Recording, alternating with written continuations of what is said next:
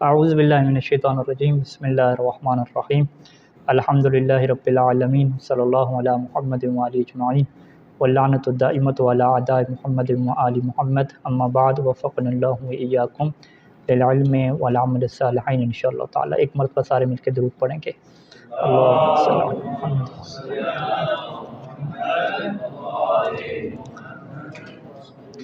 فقی کلاس کے اس دورہ میں جس باب کو ہم شروع کرنے جا رہے ہیں وہ اجتہاد اور تقلید کا باب ہے۔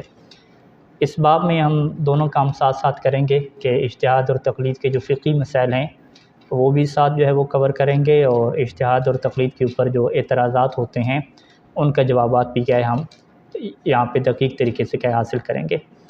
جو آج کا پہلا درس ہے وہ آپ یہ سمجھ لیں کہ ایک فہرست کے طور پہ ہے، اور اس میں کون کون سے موضوعات کے اوپر ہم ڈسکس کرنے جا رہے ہیں وہ کیا آپ کے سامنے رکھیں گے، اور اگلا جو درس ہوگا اس میں پھر انشاءاللہ ہم تفصیل سے اجتہاد، کتاب الاجتہاد سے کیا ہے یہ چیز شروع کریں گے۔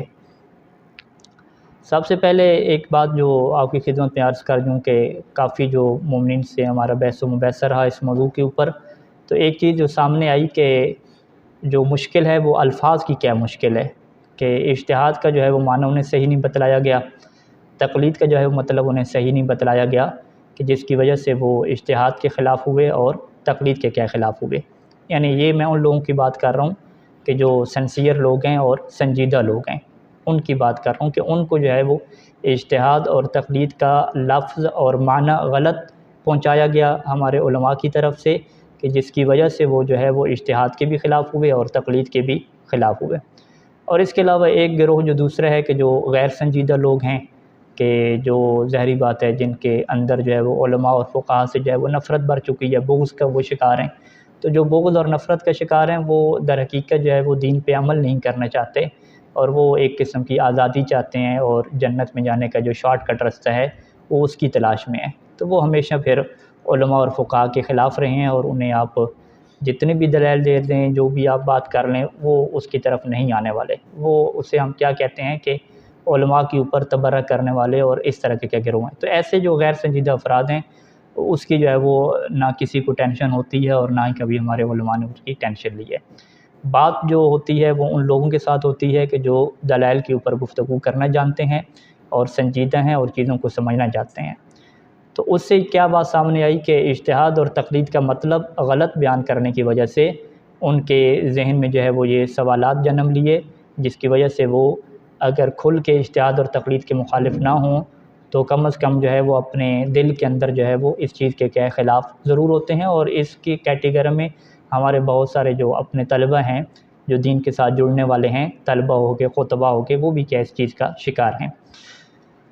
تو اس میں مثال کے طور پہ کیا غلطی ہوتی ہے؟ مثال کے طور پہ جو اجتہاد کا ایک معنی مشہور کیا گیا کہ اجتہاد کہتی کسے ہیں کہ روایت اور آیت کو چھوڑ کے اپنی طرف سے کوئی چیز کیا گاڑ لینا، اپنی طرف سے کوئی چیز آپ بنائیں گے تو اسے کیا کہا جاتا ہے؟ اجتہاد کہا جاتا ہے۔ تو لہٰذا جب بھی آپ کہیں گے کہ اچھا تو آپ اجتہاد کر رہے ہیں، اس کا سیدھا ذہن کدھر جائے گا؟ اجتہاد کر رہے ہیں کیا مطلب؟ یعنی فرمان اہل بیت کو آپ نے چھوڑ دیا اور قرآن کو آپ نے چھوڑ دیا، قرآن اور حدیث سے ہٹ کے آپ کوئی اور چیز کیا کرنے جا رہے ہیں۔ تو لہٰذا وہ تو کہیں گے بھی ایسے مجتہد کے اوپر ہماری لعنت ہے جو فرمان اہل بیت کو چھوڑ رہے ہیں۔ تو اب اس نے جو لعنت بھیجی ہے وہ کس وجہ سے بھیجی ہے؟ چونکہ اس کو اجتہاد کا معنی کیا غلط بتلایا گیا، اور یہی معنی کیا ہے مشہور بھی ہے۔ جس طرح سے وہ کہتے ہیں کہ فرض کریں کہ وہ کہتے ہیں کہ ہمارے جو پاکستان کی اگر ہم مثال لے لیں کہ بینک کا جو نظام ہے وہ سودی نظام ہے، تو لہٰذا علماء کرام کو چاہیے کہ اس مسئلہ میں اجتہاد کریں۔ اجتہاد کریں کیا مطلب؟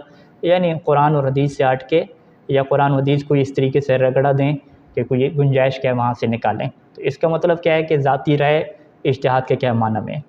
اور یہی معنی کیا ہے جب لوگوں کے ذہن میں آتا ہے تو آپ جیسے ہی نام لیتے ہیں مجتہد کا، اجتہاد کا، تو وہ لان تان کیا شروع ہو جاتی ہے۔ اور اس کی وجہ انشاءاللہ ہم بیان کریں گے کہ اس کی وجہ یہ ہے کہ اہل بیت علیہ السلام کے زمانے میں جو لفظ اجتہاد اور لفظ جو مجتہد استعمال ہوتا تھا وہ صحیح معنی میں استعمال نہیں ہوتا تھا، وہ اسی غلط معنی میں استعمال ہوتا تھا، اور اسی کو رائے اور قیاس کے معنی میں کیا استعمال کیا جاتا تھا۔ جبکہ ہمارا جو ہے وہ مکتب وہ رائے اور قیاس کا نہیں ہے، استنباط اور تفریع کا کیا ہے مقصد ہے، اور استنباط اور تفریع کا کیا مطلب ہے اس کو کیا ہے ہم اس چیز کو کیا واضح کریں گے۔ اسی طریقے سے فرض کریں کہ انہیں یہ بتلایا گیا کہ یہ جو ہے وہ قرآن سنت کے علاوہ جو ہے وہ اجماع اور عقل سے کیا ہے شرعی حکم نکالتے ہیں، اور اجماع اور عقل کو ان کو ایسے بیان کیا گیا کہ جیسے اجماع اور عقل جو ہے وہ قرآن اور حدیث کے مقابلے میں، یعنی فرمان اہل بیت کے مقابلے میں کھڑے ہونے والی دو چیزیں ہیں۔ جیسے ولایت فقیہ کو بیان کیا گیا، یعنی ولایت فقیہ کیا مطلب کہ ولایت علی کو چھوڑ دیں، ولایت علی کے مقابلے میں کیا ہے ولایت فقیہ ہے۔ یا جیسے خوارج کو بیان کیا گیا کہ بھئی علی کی حاکمیت کیا مطلب ہے کہ اللہ کے مقابلے میں حاکمیت، تو انہوں نے کہا نہیں بھئی اللہ حاکم ہے، مولا علی کہاں حاکم ہے، ٹھیک ہے تو یہ آپ شرک کر رہے ہیں کیا، اللہ ہی ہمارا حاکم ہے۔ تو انہوں نے وہ وہاں پہ نعرہ لگایا کہ بھئی لا حکم الا اللہ، حکم اور فیصلہ اور سارا وہ تو اللہ کی چلتا ہے، مولا علی کا نہیں چلتا۔ اسی طریقے سے یہاں پہ یہ بیان کیا گیا کہ بھئی ولایت فقیہ جو ہے وہ ولایت علی علیہ السلام کے مقابلے میں، لہٰذا انہوں نے کہا ہے کہ اس کے اوپر کیا کریں، لعنت بھیجیں۔ اسی طریقے سے جو قرآن اور سنت کے مقابلے میں اجماع اور عقل ہے، اس کی یہ تفسیر بیان کی گئی کہ اجماع ہوتی وہ ہے کہ جو قرآن اور سنت کے خلاف ہو، اور خلیفہ اول کو بھی اجماع کی بنیاد پہ بنایا گیا، تو لہٰذا یہ لوگ بھی کیا اجماع کے قائل ہیں، جبکہ ایسا نہیں ہے۔ اصولی علماء اجماع کی بہت زیادہ شرائط لگاتے ہیں، اور اجماع کے ان کے نزدیک مقصد ہی یہی ہے کہ ایسے لوگوں کے اجماع کو ڈھونڈیں کہ جس کے اندر خود معصوم کے شامل ہونے کا بھی یقین ہو، جب ہمیں پتہ ہے کہ معصوم بھی اس کے اندر شامل ہیں۔ اور اس کی بہت زیادہ مثالیں ہیں، جیسے پوتی سے شادی کرنا، نواسی سے شادی کرنا، بھتیجے کی اولاد سے شادی کرنا، اس کے اوپر کوئی روایت اور کوئی آیت نہیں ہے، اجماع چلا آ رہا ہے، ٹھیک ہے، اجماع چلا آ رہا ہے۔ اب آپ کہیں کہ ہم اس اجماع کو نہیں مانتے، لہٰذا جو ہے پوتی سے شادی جائز ہوگی، نواسی سے شادی جائز ہوگی، کوئی بھی ایسا نہیں کہے گا۔ اس کی وجہ کیا ہے کہ سب لوگوں کو اس بات کا یقین ہے کہ یہ جو اجماع ہے کہ پوتی اور نواسی اور اس کی جو آگے اولاد ہوتی ہے اس سے شادی کرنا کیوں حرام ہے، کیونکہ یہ جی بنت کا مصداق ہے۔ قرآن نے جو کہا کہ بناتکم، تو قرآن نے بنات کی بات کی، حفیدات کی اور اسبات وغیرہ کی بات تو نہیں کی، جو عربی زبان میں پوتے اور پوتیوں کو کہتے ہیں۔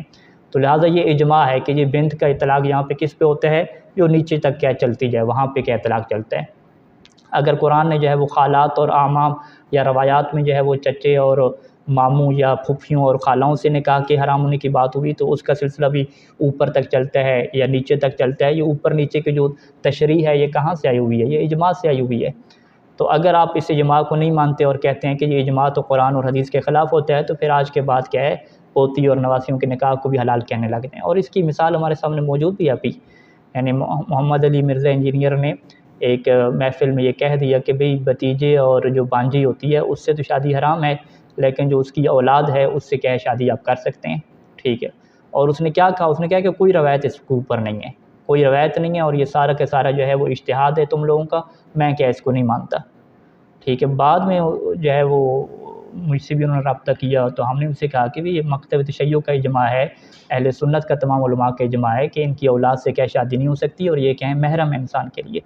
تو ان کا اجماع ہے، ہاں جی اجماع ہے۔ تو اب اجماع کی کیا حیثیت ہے، اجماع کی یہ حیثیت ہے کہ کچھ چیزیں بڑی واضح ہوتی تھیں اہل بیت علیہ السلام کے زمانے میں، بعد کے زمانے میں، کہ جس میں ہمیں 100% یقین ہے کہ معصوم بھی اس کے اندر کیا شامل ہیں۔ پوتی سے شادی کرنا، نواسی سے شادی کرنا، بھتیجے کی اولاد سے، بانجیوں کی اولاد سے، یہ سارے اجماعی مسائل چل رہے ہیں۔ اس کے علاوہ اور سینکڑوں کے اجماعی مسائل ہیں کہ جو اہل بیت کے زمانے سے چلتا آ رہا ہے، علماء کے اجماع، آج تک کسی ایک نے اس میں مخالفت نہیں کی۔ تو اب سب کے سب سنی شیعہ یا فقط جو ہے وہ شیعہ علماء ایک غلط بات کے اوپر جمع ہو جائیں، اور جو ہادیان وقت ہیں وہ ان کی مخالفت بھی نہ کریں، کسی بندے کو نہ بھیجیں مخالفت کے لیے، تو یہ چیز جو ہے وہ ہادی ہونے کے برخلاف ہے، ہدایت کے برخلاف ہے۔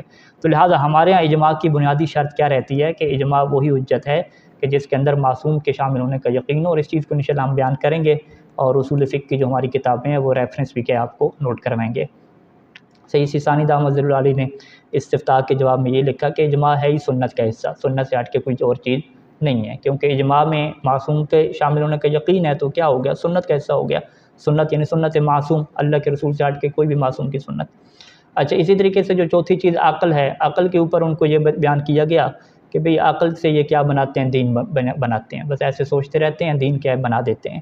تو انہوں نے کہا بھی لعنت ہے ایسے لوگوں کے اوپر جو عقل سے کیا دین بنا رہے ہیں، عقل سے جو ہے حلال و حرام طے کر رہے ہیں، جبکہ عقل کا کیا یہ مطلب نہیں ہے۔ اور اس کو اصول فقہ میں واضح طور پہ بیان کیا گیا کہ عقل کے جو احکام ہیں وہ دو تقسیمیں ہوتی ہیں، ایک مستقلات عقلیہ اور غیر مستقلات عقلیہ۔ مستقلات عقلیہ میں بیان کیا گیا کہ فقط ایک ہی حکم ہے، اور ایک حکم کون سا ہے کہ عدل کرنا جو ہے وہ اچھی بات ہے، اور ظلم کرنا کیا ہے بری بات ہے۔ باقی جتنے غیر مستقلات عقلیہ ہیں اس میں آپ کو روایت اور آیت کا سہارا چاہیے ہوتا ہے۔ اگر روایت یا آیت میں یہ ہے کہ حج کرنا آپ کے اوپر واجب ہے، تو پھر یہ عقل یہ کہتی ہے کہ اس کے لیے پاسپورٹ بنوانا اور ویزا لگوانا، یہ چیزیں میں کیا ہوں گی واجب ہوں گی۔ اب کوئی کہے کہ یہ جی مولانا آپ نے کہاں سے کہہ دیا کہ پاسپورٹ بنوانا واجب ہے، ویزا لگوانا واجب ہے، تو آپ کہیں گے عقل ہے، عقل نے کہا ہے کہ حج اس کے بغیر ممکن نہیں ہے، اور جو مقدمۃ الواجب ہے وہ واجب ہوتا ہے۔ تو یہ چیزیں ہیں، یعنی یہ چیز بھی آپ یہ نہیں ہے کہ بھی عقل سوچ رہی ہے ایسی حلال حرام بنا رہی ہے، نہیں، شریعت کے احکام ہوتے ہیں، کچھ کامن سینس کی باتیں ہوتی ہیں، وہاں سے یہ کیا ہوتی ہے، طے ہوتی ہے۔ کوئی روایت نہ ہو، کوئی آیت نہ ہو، بس ایسی عقل سوچیں اور کوئی حکم بیان کر دیں، یہ جو ہے وہ شریعت میں کیا نہیں چلتا، اس سے کوئی حلال حرام نہیں بنتا۔ لہٰذا عقل بھی بالآخر پلٹ جاتا ہے کس کی طرف، سنت کی طرف۔ تو حقیقت میں دیکھا جائے تو اجماع کی شرائط کو اور عقل کی شرائط کو دیکھا جائے تو وہ سنت کا حصہ ہی بن جاتی ہیں۔ تو یہ چیزیں میں کیا ہے تفصیل سے کیا ہوں گی، بیان ہوں گی کہ جہاں سے شبہ کیا لوگوں کے پیدا ہوئے، اعتراضات کیا ہے پیدا ہوئے۔ اچھا، یہ تو ساری کہانی کہاں پہ چلی، اجتہاد میں چلی، کہ اجتہاد اور اجتہاد کہاں سے کرتے ہیں، قرآن سنت اجماع عقل، یہاں سے جو ہے وہ لوگوں کو اشتباہات پیدا ہوئے اور انہوں نے کیا ہے سب فقہا کو کیا سنانا شروع کر دی۔ جب کہ آپ واضح کریں کہ ہمارے ہاں اجتہاد کا یہ مطلب نہیں ہے کہ آپ اپنی ذہن سے کوئی چیز بنائیں گے، اجتہاد کا مطلب کیا ہے کہ قرآن اور سنت سے آپ غور و فکر کریں گے، جو آپ کو سمجھ آئے گا وہاں سے وہ آپ کے لیے کیا حجت ہوگا۔ تقلید کے اوپر آ جاتے ہیں، تو تقلید کے اوپر بھی یہ حالات ہوئے۔ تقلید کو ایسے بیان کیا گیا کہ بھئی اگر آپ تقلید کے بغیر کوئی بھی عمل کریں گے تو آپ کا عمل کیا ہو جائے گا، باطل ہو جائے گا۔ تقلید کے بغیر نکاح ہوا تو باطل، تقلید کے بغیر طلاق ہوئی تو باطل، تقلید کے بغیر آپ نے جنازہ پڑھا تو باطل، تقلید کے بغیر وضو کیا، نماز پڑھی تو باطل، یہ مشہور کیا گیا۔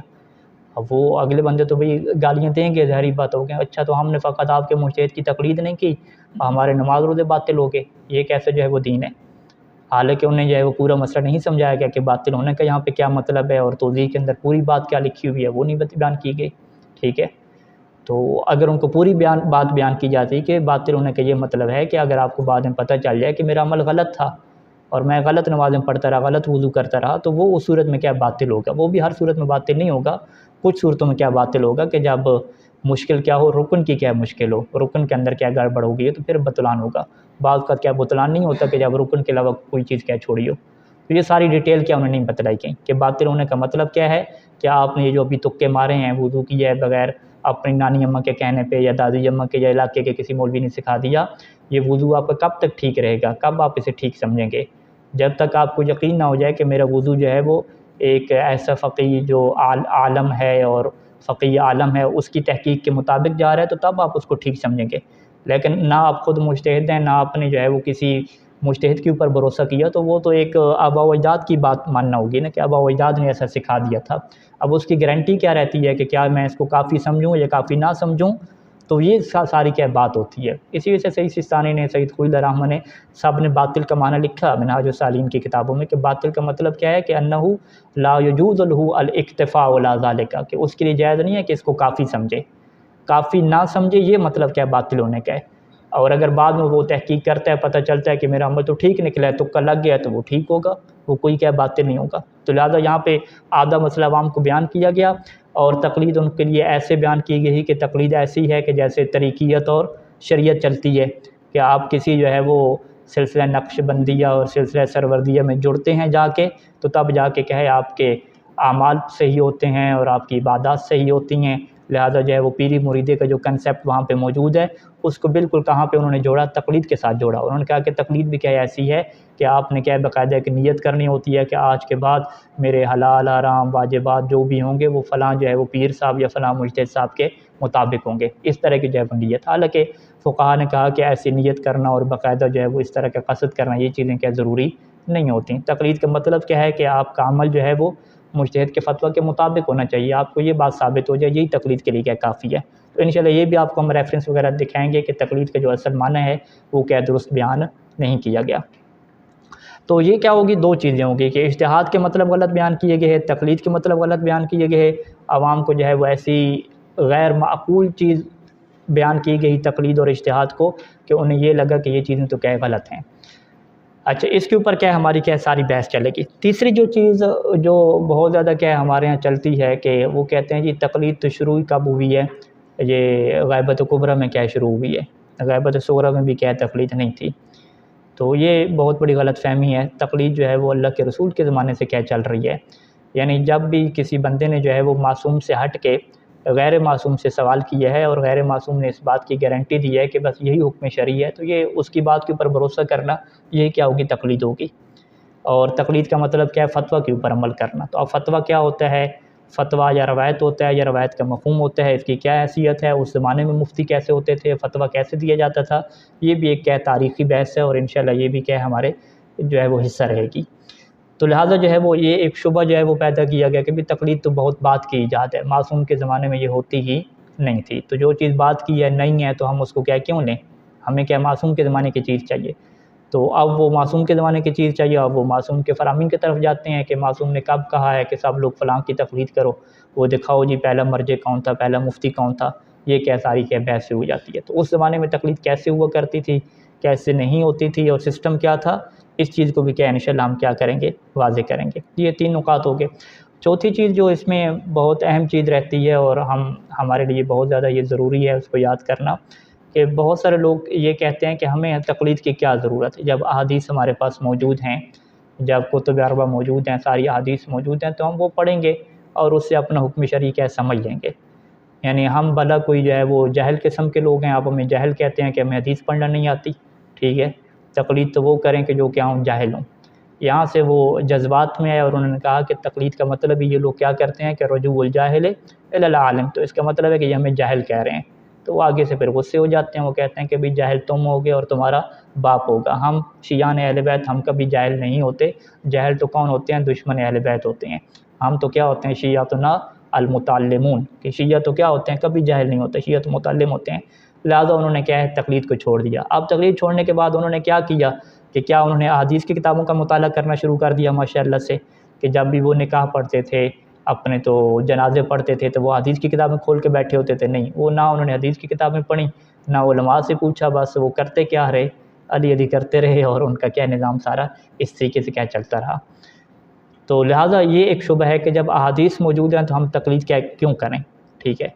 تو یہ اس وجہ سے ہے چونکہ انہوں نے احادیث کا کیا مطالعہ نہیں کیا۔ احادیث کا اگر وہ مطالعہ کرتے تو انہیں پتہ چلتا کہ امام صادق علیہ السلام کی معتبر روایت ہے زرارہ کی کہ کوے کی تمام اقسام کھانا حلال ہے، اور قرآن نے جو ہے وہ کوے کو حرام نہیں کیا، لوگ بس بیچارے کو چھوڑ دیتے ہیں، وگرنہ تو یہ چیز کیا ہے؟ حلال تھی۔ اسی طریقے سے چھٹے امام کے اتنے زیادہ فرامین ہیں کہ وضو کا طریقہ انہوں نے عجیب و غریب طریقے سے بیان کیا، ایک ہی امام کی کیا ہے 3 4 آپ کو حدیثیں ملتی ہیں۔ باقاعدہ شیعوں نے پوری ایک کتاب لکھی کتب اربع میں سے، شیخ طوسی علیہ رحمہ نے، الاستبصار فی مختلف من الاخبار، کہ ہم آپ کو جو ہے وہ مختلف روایات دیں گے جن کے اندر کیا اختلاف ہے، اور اختلاف روایات اہل بیت علیہ السلام کا یہ اتنا بڑا طعنہ تھا کہ بہت بڑا جو ہے وہ طعنہ شیعوں کو دیا جاتا تھا، کہ یہ مثلا شیعہ کہتے تھے نا انہیں کہ بھئی تمہارے جو ہے وہ 4 امام ہیں اور چاروں اماموں کی فقہ مختلف ہے، تو وہ آگے سے کیا کہتے تھے کہ ہمارے تو چلو چاروں کی مختلف ہے نا، تو آپ کے ایک امام صادق ہے اس کی بھی 4 باتیں ہیں، ٹھیک ہے۔ تو یہ بہت بڑا طعنہ ہوتا تھا، اور یہ بالکل حقیقت ہے، یعنی ایک ہی امام سے 3 4 قسم کی کیا روایات ہیں۔ اس بحث کو کیا کہتے ہیں؟ اختلاف روایات کی کیا بحث کہتے ہیں، اور اس بحث کا اسے علم ہوتا ہے کہ جو حدیث کا کیا کرتا ہے؟ مطالعہ کرتا ہے۔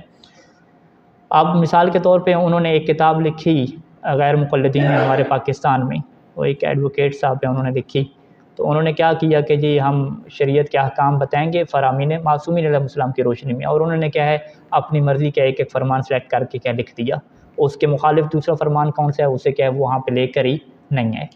یعنی جیسے فرض کریں کہ انہوں نے ایک اپنا پیج بنایا فیس بک کے اوپر، اس کا نام کیا رکھا؟ سوال عوام کے جواب امام کے۔ انہوں نے کہا کہ آپ ہم سے شرعی حکم پوچھیں، ہم آپ کو کیا ہے ہمیشہ حدیث دیا کریں گے، فتویٰ نہیں دیا کریں گے۔ لوگوں نے کہا ماشاءاللہ اس سے اچھی کیا بات ہو سکتی ہے کہ ہمیں حدیث معصوم مل رہی ہے۔ اس گروپ میں میں ایڈ کیا، مجھے بھی، آپ بھی جو ہے ایڈ ہوں، ہمیں دیکھیں جی ہمارے کیا نظام چل رہا ہے، ہمیں فتوے کی ضرورت نہیں ہے۔ وہاں پہ ایک جو ہے وہ مومن نے پوچھا کہ بھی وضو کن چیزوں سے باطل ہوتا ہے، مجھے آپ وہ بیان کر دیں، تو انہوں نے وضو میں ایک حدیث بیان کی کہ وضو جو ہے وہ النوم والبول، ٹھیک ہے، والریح، اس سے کیا ہے وضو باطل ہو جاتا ہے، کہ انسان سو جائے، پیشاب خارج ہو جائے، کیا ریح خارج ہو، یہ ایک حدیث کے اندر 3 چیزیں ذکر ہیں۔ تو انہوں نے ایک حدیث دے دی اور کہا کہ بھی ان 3 چیزوں سے کیا ہے وضو باطل ہوتا ہے۔ تو میں نے کہا بھی اور حدیثیں بھی ہیں، ایک حدیث میں یہ ہے کہ اپنی شرمگاہ کو ہاتھ لگائیں تو وضو باطل ہو جاتا ہے، مجوسی کو مصافحہ کریں تو وضو باطل ہو جاتا ہے، کافر کو ہاتھ لگائیں تو وضو باطل ہو جاتا ہے، کتے کو ہاتھ لگائیں تو وضو باطل ہو جاتا ہے۔ یہ 4 5 حدیثیں نیچے میں نے سینڈ کر دیں کہ یہ کیا گڑبڑ ہوگی، ہم تو کچھ اور بتا رہے تھے، ابھی تو جو ہے وہ اپنی شرمگاہ کو بھی ہاتھ لگائیں گے تو وضو کیا ٹوٹ جائے گا، اب ہم کیا کریں؟ اچھا، اسی طریقے سے کچھ اور ان مسئلہ پوچھا تو اس کے مخالف بھی کیا حدیث موجود ہیں، وہ بھی کیا سینڈ کر دیں۔ تو بہرحال اس طرح کچھ دن کرتے رہے تو انہوں نے ہمیں بھی کیا گروپ سے سائڈ پہ کر دیا. اس کی وجہ کیا ہے کہ ان کے پاس اس چیز کا رائے حل موجود نہیں ہے.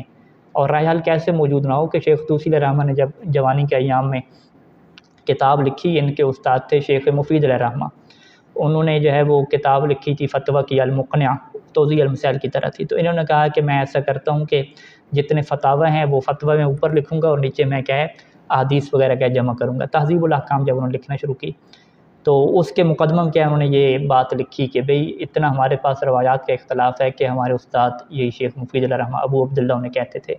وہ ایک دفعہ بیان کر رہے تھے کہ جو ہے وہ ایک بندہ جو ہے وہ اس کا نام الہروی لکھا، العلوی الہروی، کہ وہ جو ہے وہ کنورٹ ہو گیا، سنی تھا، شیعہ ہو گیا اور شیعہ ہونے کے بعد جب اس نے فقہی ہماری احادیث کا مطالعہ کیا تو وہ سر پکڑ کے بیٹھ گیا کہ اتنا زیادہ اختلاف ان کا، ایک امام کی باتیں جو ہے آپس میں نہیں ملتی. تو وہ دوبارہ سے کیا ہو گیا، سنی ہو گیا. انہوں نے کہا کہ یہ تمہارا مذہبی باطل ہے سارے کا سارا، اور یہ ہو ہی نہیں سکتا کہ اللہ جو ہے وہ اتنا زیادہ کیا اختلاف رکھے. وہ دوبارہ سے کیا ہو گیا، الٹے پاؤں پھر گیا اور دوبارہ سے کیا سنی ہو گیا. وہاں پہ شیخ طوسی نے لکھا کہ یہ بندہ کوئی دلیل سے شیعہ نہیں ہوا تھا، بس کسی کے کہنے پہ کسی کی تقلید میں آ کے شیعہ ہو گیا تو تبھی کیا یہ واپس چلا گیا. مطلب یہ اتنی خطرناک چیز ہے کہ لوگ جو ہے وہ شیعہ کو چھوڑ کے، مذہب کو چھوڑ کے کیا سنی ہو گئے اس اختلاف کو کیا دیکھنے کی وجہ سے. وہ کہتے ہیں کہ یہ کیسے ہو سکتا ہے کہ کیا اتنا زیادہ کیا ہے اختلاف موجود ہو، اور یہ ہوتا بھی ایسے ہے. یعنی ہم نے خود اپنے شیعوں کو آزمایا ہے. مثال کے طور پہ ایک بندے نے جو ہے وہ فیس بک کے اوپر یہ بحث شروع کی ہوئی تھی کہ سید سیستانی کا یہ فتویٰ ہے کہ بیوی کی جو ہے وہ دوبر میں جماع کرنا جائز ہے اگر کیا ہے بیوی راضی ہو، فقط کیا شدید مکروہ ہے. تو اس نے آگے ایک روایت لگائی کہ امام نے کہا کہ جو ہے وہ دوبر میں جماع کرنا جائز نہیں ہے. ایک روایت لگائی، ادھر سے سیستانی کا فتویٰ لگایا اور نیچے کیا ہے لان تان کا سلسلہ شروع کہ یہ دیکھو جی قول معصوم کے خلاف فتویٰ آ گیا.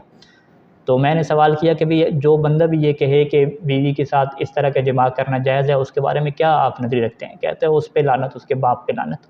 تو میں نے نیچے 6 روایات امام صادق علیہ السلام کی ڈال دیں جس میں امام نے فرمایا تھا کہ یہ جماع کرنا جائز ہے اور یہ حرام نہیں ہے. اور باقاعدہ اگلے نے جب اعتراض کیا کہ قرآن میں حرام لکھا ہوا ہے، امام نے اس کا دفاع کیا کہ وہاں حرث لکم سے کیا مراد ہے کہ جب تمہیں اولاد کی ضرورت ہو تو تب اس رستے سے آنا ہے، اگر نہ اولاد کی ضرورت نہ ہو تو جہاں سے چاہو تم آ سکتے ہو. تو اس طرح کی 6 روایات. اس نے کہا کہ یہ کیا ہو گیا؟ کہتے نہیں اس کا راوی زرارہ ضعیف ہوگا ابو بصیر. میں نے کہا آپ کے جو راوی زرارہ ابو بصیر ہیں وہ صحیح اور ہمارے کیا ہے ضعیف ہو گئے، تو کیا مطلب ہے؟ اب لعنت اس کے اوپر بھی بھیجو. ٹھیک ہے، اس کا مطلب کیا ہے کہ وہ حدیث کا مطالعہ نہیں کرتے. حدیث کا مطالعہ کرتے تو یہ 2 باب بالکل ایک ساتھ رکھے ہوئے ہیں. 72 اور 73 نمبر کیا باب ہے، بابوں کا نام بھی ایسے ہے 72 اور 73. ایک میں جو ہے وہ جواز کی روایات ہیں، ایک میں کیا حرمت کی روایات ہیں، دونوں طرح سے. تو باقاعدہ ایک مومن کو کسی نے کہا کہ بھی اگر یہ بات علامہ مصری نے لکھی ہو کتاب میں آپ کیا کہیں گے؟ کہتے ہیں میں لعنت بھیجوں گا اس کے اوپر. ٹھیک ہے، اور اس نے آگے فرمان پیش کیا اور لعنت بھیجی سیدھے کر کے. اگر جو ہے وہ کوئی مولوی یہ کہہ دے کہ 2 گواہیاں نماز میں پڑھو اور نماز ہماری ختم ہوگی، اٹھ کھڑے ہو، کیا کہو گے؟ کہتے ہیں لعنت ہے اس کے اوپر. امام باقر علیہ السلام کا فرمان ہے کہ جب تم تشہادتین فانصرف، 2 گواہیاں پڑھ لو تو اٹھ کھڑے ہو، اب لعنت بھیجو اس کے اوپر. ٹھیک ہے، اس کا مطلب کیا ہے کہ لوگ احادیث کا بھی کیا ہے پورا مطالعہ نہیں کرتے، نہ لوگ کرتے ہیں نہ ہم لوگ کرتے ہیں، تو پھر بات کیا ہے آگے نہیں بنتی. تو لہٰذا ہمارا ایک پورا چیپٹر ہوگا کہ جس میں ہم مختلف فتاویٰ کے جو احادیث ہیں، 18 سوال جو ہے ہم نے تقریباً استفسار سے لیے ہوئے ہیں مختلف احادیث کے، وہ آپ کو کیا چیزیں یاد ہونی چاہیے. کہ جیسے کوئی بندہ یہ کہ جی ہمارے پاس تو احادیث ہیں، ہمیں کیا ضرورت ہے؟ آپ کے بسم اللہ احادیث ہیں، یہ احادیث ہیں، جاؤ کہ عمل کرو. ٹھیک ہے، قرآن مجید کی آیت کیا ہے کہ فن کے ہو ماتاب لکم مسنا مسنا، فن کے ہو تم نکاح کرو 2 سے، 2 سے آغاز ہوا نا، مسنا مسنا ثلاثہ ثلاثہ. فن کیوں کیا ہے؟ فعل امر ہے. فعل امر کا کیا مطلب ہے؟ حکم دیا جا رہا ہے. تو اللہ نے حکم دیا کہ تم کیا کرو؟ 2 شادیاں کرو. ایک شادی کا تو حکم نہیں ہے، لہذا 2 شادیاں کرنا کیا ہو گئیں؟ واجب ہو گئیں. اور ادھر چھٹے امام نے کیا فرمایا کہ کوے کی ساری اقسام حلال ہیں، لہذا دوسری شادی کیجئے، واجب ادا کیجئے اور کوا بریانی بنائیے اور سب مومن کو کیا ہے دعوت دیجئے تاکہ قرآن کے اوپر بھی عمل ہو جائے اور حدیث کے اوپر بھی عمل ہو جائے. اگر آپ چاہتے ہیں کہ ہم قرآن اور حدیث کے اوپر خود عمل کریں، لیکن وہ اس بات کی طرف کبھی نہیں آئیں گے. تو ایسی ساری مثالیں کیا ہیں آپ کے پاس ہونی چاہیے. شہادت ثالثہ کے ایشو پہ، باقی جو ایشوز ہیں عوام کے، مختلف روایات کا مجموعہ آپ کے پاس ہونا چاہیے. لہذا جو لوگ قول معصوم کی بات کرتے ہیں اور ان کے ذہن میں یہ جہالت ہے کہ کوئی بھی محدث، کوئی بھی راوی قال امام صادق لکھتے تو وہ میرے مولا کا فرمان بن جاتا ہے، نہ ان کو غرض ہے سند سے، نہ ان کو غرض ہے کتاب سے، نہ ان کو غرض ہے کہ یہ کتاب کس صدی میں لکھی گئی، لکھنے والا کون ہے، اس کی نسبت ثابت ہے یا ثابت نہیں، کوئی غرض نہیں ہے۔ بس کوئی عربی کی کتاب ہو یا فارسی کی کتاب ہو، قال امام صادق لکھا ہو تو جی میرے مولا کا فرمان ہے، بات ختم ہو گئی۔ نہ سند کے اوپر بات کرنی، نہ کتاب کے اوپر بات کرنی۔ تو ایسے لوگوں کے لیے آپ کے پاس کیا مواد ہونا چاہیے، تو انشاءاللہ وہ مواد مرتب کیا ہوا ہے، وہ آپ سب کو کیا دیں گے، اس کے اوپر کیا آپ سے کیا پریکٹس کروائیں گے۔ تو یہ تقریباً کیا ہے ایک اجمالی کیا ہمارے پاس خلاصہ رہے گا، اور اس کے اوپر جو ہے وہ انشاءاللہ یہ ہماری اسکرین سیٹ ہوتی ہے تو ساری چیزیں آپ کے سامنے بھی آئیں گی، اور کتابیں بھی میں آپ کو کہوں گا کہ کون کون سی آپ نے ڈاؤن لوڈ کرنی ہے عزیز کی کتابیں، اس کا مطالعہ کریں گے، اس کے ماہر بنیں گے، اور یہاں پہ انشاءاللہ پھر آپ آ کے پریکٹس بھی کریں گے، بیان بھی کریں گے، ان چیزوں کو لکھیں بھی صحیح، اور آپ اس میں کیا اشکالات بھی کریں گے۔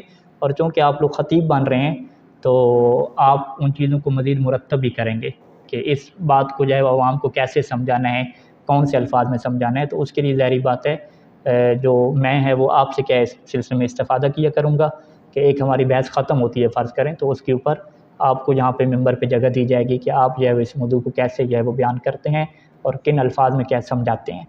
لیکن پہلا مرحلہ کیا ہے کہ آپ خود 100% اس چیز کو سمجھیں گے، اور 100% سمجھنے کا مطلب کیا ہے کہ آپ میری بات کو کبھی بھی قبول نہیں کریں گے جب تک آپ کے دل میں وہ بات بیٹھے نہیں۔ تو لہٰذا سوال و جواب کی کھلی اجازت ہوگی، بحث و مباحثہ کی یہاں پہ کیا مکمل اجازت رہے گی تاکہ چیزوں کو کیا خود سمجھیں اور اس کو کیا حل کریں۔ صلی اللہ علیہ محمد و آلہ اجمعین۔